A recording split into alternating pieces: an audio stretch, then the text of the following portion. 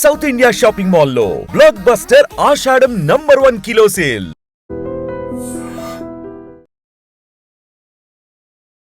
Welcome to iDream news. This is Pawan.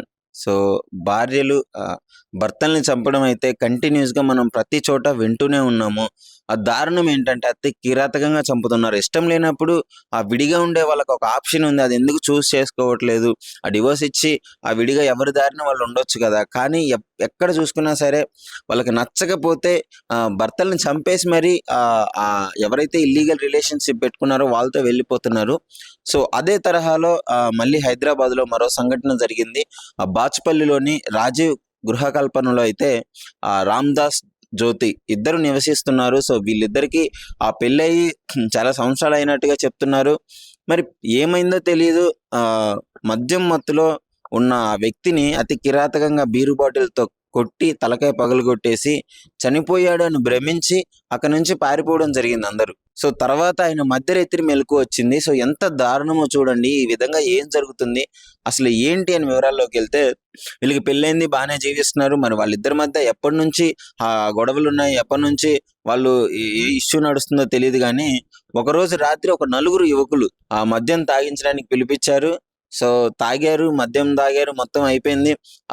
Ramdas ఎవరైతే ఉన్నాడో ఆయన ఆ మత్తులోకి వెళ్ళిపోయిన తర్వాత, అంటే ఇంకా ఆయనకి ఏ స్పృహ లేనప్పుడు బాగా తాగిచ్చేసి ఇతన్ని ఏదో మీద దాడి చేయాలని చెప్పేసి నిర్ణయించుకున్నాడు.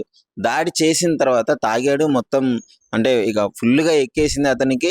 ఆ వెంటనే బీరు బాటిల్ తీసుకొని తల పగల కొట్టేసి పిచ్చి పిచ్చిగా కొట్టేసి ఆయన స్పృహ కోల్పోయి పడిపోవడంతో చనిపోయాడు అని భ్రమించి అక్కడ నుంచి నలుగురు యువకులు, అదేవిధంగా వాళ్ళ భార్య జ్యోతి కూడా పారిపోవడం జరిగింది. సో వెంటనే ఆయనకి మధ్యరాత్రి మెలకు వచ్చింది రామ్దాస్కి.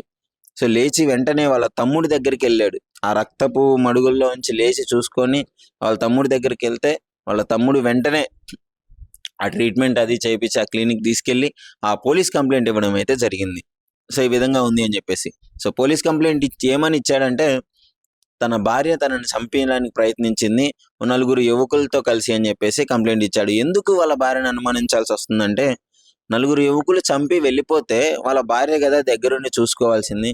కానీ వాళ్ళ భార్య కూడా లేదు, వాళ్ళతో పాటు జంప్ అయిపోయింది అనమాట. సో అసలు అప్పుడు డౌట్ వచ్చింది, తనే చేసి ఉంటుంది ఇది అని చెప్పేసి. సో ఈ విధంగా ఆమెడు కూడా కంప్లైంట్ ఇవ్వడం జరిగింది. పోలీసు వాళ్ళు కూడా ఎంక్వైరీ చేస్తున్నారు. అలా వాట్సాప్ చాటింగ్లలో ఉందా, ఫోన్ కాలింగ్లో ఉందా, ఎలా మాట్లాడుకున్నారు ఏంటి అనే పరిస్థితి మొత్తం ఆ వివరాల్లోకి వెళ్ళి మొత్తం చెక్ చేస్తున్నారు. ఆ సీసీటీవీ ఫుటేజ్ కూడా చూడటానికి ప్రయత్నిస్తున్నారు. అసలు వాళ్ళు ఎక్కడికి వెళ్ళారు, ఆ నలుగురు యువకులు ఎవరు, ఆమె ఎక్కడికి పారిపోయింది అని చెప్పేసి ఆ మొత్తం అయితే ఎంక్వైరీ చేస్తున్నారు. అంటే ఈ మధ్య కాలంలో ఇలాంటి వాళ్ళకు ఒక స్పెషల్ చట్టాలు తీసుకురావాలేమో అనే విధంగా ఈ క్రైమ్ అయితే జరుగుతుంది. అంటే 1-2 చూస్తే అనుకోవచ్చు, కానీ ప్రతి చోట ఇదే, భార్యలు భర్తల్ని చంపేయాలి, చంపేసి వెళ్ళిపోవాలి అని ఇదే కాన్సెప్ట్. వాళ్ళ మైండ్లో అయితే చంపాలి అనే ఆలోచన ఎందుకు వస్తుందో తెలియదు. కానీ ఆ భార్యలందరూ భర్తల్ని వెళ్ళి ఇదే విధంగా చంపుతున్నారు. మరి చూడాలి ఆ పోలీస్ వాళ్ళు ఎంక్వైరీ చేసి మరి చివరిగా ఏం డెసిషన్కి వస్తారో, వాళ్ళని దుండగులను పట్టుకుంటారా లేదా అనేది. ప్రస్తుతం అయితే పరారీలో ఉన్నారు, 5గురు పరారీలో ఉన్నారు, 4 యువకులు, అదేవిధంగా భార్య కూడా పరారీలో ఉంది. మరి పోలీసు వాళ్ళకి కన్సిడర్ చేసుకున్నారు, కేసు నమోదు చేశారు కాబట్టి ముందుగా దుండగల్ పోలీస్ స్టేషన్కి వస్తుందని చెప్పేసి ఈ కేసుని బాచుపల్లి నుంచి దుండగల్కి ట్రాన్స్ఫర్ చేసినట్టయితే తెలుస్తుంది. సో మరి అక్కడ పోలీసులు అయితే ఎంక్వైరీ చేస్తున్నారు. అప్డేట్ కూడా మీకు వెంటనే ఇస్తాను, తెలిసిన వెంటనే. సో ఐడ్రీమ్ న్యూస్ని అయితే ఫాలో అవుతూ ఉండండి. నిజంగా ప్రస్తుతం ఉన్నటువంటి సమాజం దేనికి ప్రయారిటీ ఇస్తుంది? ఆర్థిక సంబంధాల చుట్టూ మాత్రమే తిరుగుతోంది. మళ్ళీ ఎన్నికలంగానే చాలా విరక్తి కలుగుతాం.